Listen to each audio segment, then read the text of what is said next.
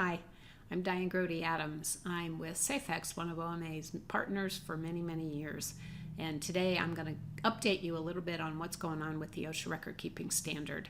I'm sure you've seen some briefings that have come out that OSHA has made some changes to the OSHA record-keeping standard on what we have to report at the end of the year. So I want to just update you a little bit about what that means. So first, let's talk about why in the world are we making a change again? And I'm sure you're asking that same question. Well, OSHA believes that by asking for some of this information to be reported and then potentially making it public, yeah, that's not good for the rest of us, that there might be some more push or emphasis for us to be able to improve our safety programs. So, potential employees, the press, etc., might have an opportunity to look at some of our data. So that being said, we still have to comply.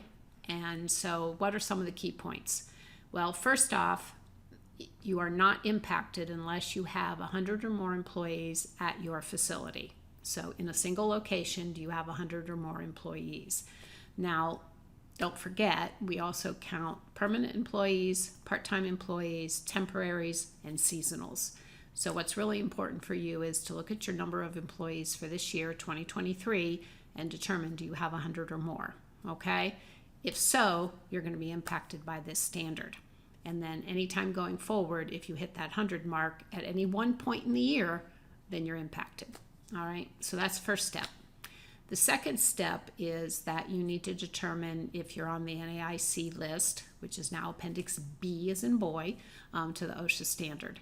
And so we're providing information that you can link to that list so you can double check if your NAIC is on that list. Most manufacturers are on that list. So most OMA members are certainly going to be impacted by this standard.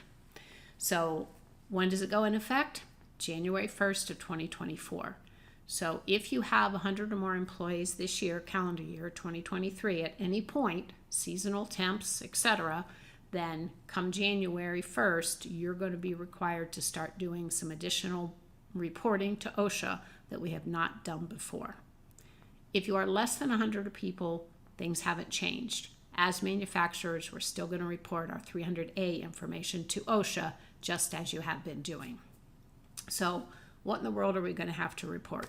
Well, if you are the impacted employer, 100 or more employees, you're on the NAIC list as a manufacturer, then we are going to have to report our 300 data as well as the 301 data, which is the form you fill out for every entry on your 300 log. What does OSHA want us to report? Important, they want information about the date the incident happened, physical location, the severity of the incident, the details about what the worker was doing when they were injured, and how that injury occurred. So if you look at your 300 log, it's all those items across the line that you put on there when you're putting an entry, except for the employee's name. Now, we're also going to have to provide the 301 information. The 301 information is that form you fill out for every entry on the 300 log. And so we're going to look at the 301 log data, right? And they want to know the information except for the employee's name, their address, who the physician was, and that or the facility name and address. Those things do not need to be reported, and that's to create some privacy, obviously, for the employee. So, but all the other information that's required on that 301 is something that you're going to be reporting. So you can see I threw up a copy of the 301 on the slide, and I drew a line through the things you don't need to report, but all the rest of that information has to be reported. So depending on the number of incidents you have in a year, that's a small amount of information or it's a large amount of information. What should you be doing now? Well, obviously going back and making sure that your 301s are complete, because you don't want to be scrambling in January trying to recreate all this information in order to upload it into the OSHA system. For those of you who don't use an OSHA 301 and you have been historically using the BWC FROI first reported incident, we have a challenge because the information that you're going to need to provide must meet all the information that's on the 301. So you see we have a comparison here between the 301 and the FROI information. And you'll notice that's what missing is, was the employee treated in the emergency room, which is field number 8 in the 301, but not included in the FROI. So it is really important for you to kind of compare the 301 and the FROI information if you haven't been using the 301, and make sure you can go back and complete all of the data that the 301 requires. So what are you going to have to do? Well, I want you first to determine, are you impacted? So 100 or more employees, including seasonals or temporaries. Look at the NAIC list, make sure that your industry is covered. And then I want you to go back and look at your 300 log for this year and all the 301s that go with it, so for all of 2023, and make sure that they're complete. We're going to have to upload this into the OSHA system by March 2nd, 2024. So you don't want to wait until January to start doing this information.